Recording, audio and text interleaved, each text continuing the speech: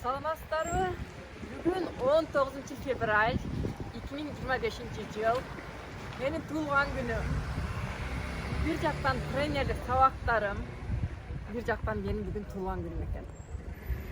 Туылған күнімді Allah'ım ay соның қар жауып жатады. Көріп отырсыздарбы? Соның туылған күн өткөрүп атам. Бүгін benim doğum günüm. 19 Şubat 2025 senesinde. Bakar mısınız? Türkiye başkent Ankara'dayım. Her taraf bembeyaz kar. Çok güzel doğum günü partisi. Birazdan sonra başlayacak. Doğum günün kutlu olsun yavrum. Teşekkür ederim. Evet, doğum günüm kutlu olsun.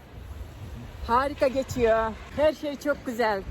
Ama daha da güzeli doğum günümde karın yağması. Туылған күнімдің ең соңы болып жатқан учурда қардың жаап жатқан учуру.